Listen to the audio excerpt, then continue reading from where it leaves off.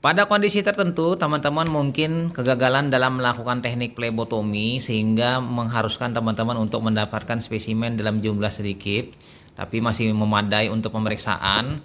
Maka teman-teman disarankan menggunakan atau memilih atau menyiapkan tabung berukuran kecil ya, kapasitasnya rendah. Seperti pada berikut ini ya. Ada yang tabung EDTA yang standar, yang daya isapnya kurang lebih 3 ml darah. Lalu kalau ini adalah dalam bentuk embun atau spray, ya di sini berisi K3 EDTA. Namun apabila teman-teman mengalami kegagalan plebotomi, misalnya pada kasus dengan apa namanya bayi atau pada anak, ada pada kasus dengan mengalami eh, apa namanya bengkak badannya sehingga venanya tidak terlihat, maka bisa digantikan dengan yang ini. Jadi kasus UDEM ini biasanya kesulitan pengambilan darah, gunakanlah yang ini. Ini daya isapnya adalah daya isapnya, bukan daya tampungnya, adalah untuk 0,5 ml.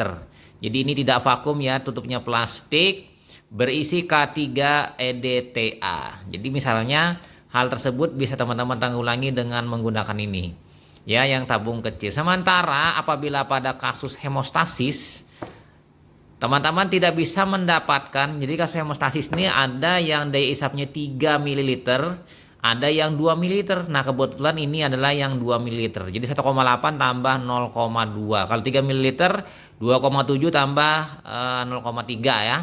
Lalu gagal dalam pengambilan, teman-teman bisa mengaplikasikannya dengan yang ukurannya lebih kecil lagi ya di sini. Untuk 1 ml ya, lebih kecil lagi dibandingkan tabung yang lain yang sebelumnya.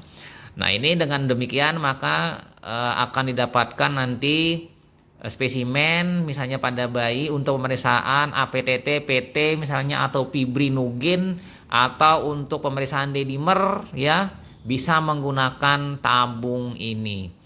Jadi tinggal disentrifus dan bisa langsung dipasang di alat APTT atau di pipet plasma sitratnya untuk ditaruh ke dalam cup-cup kecil.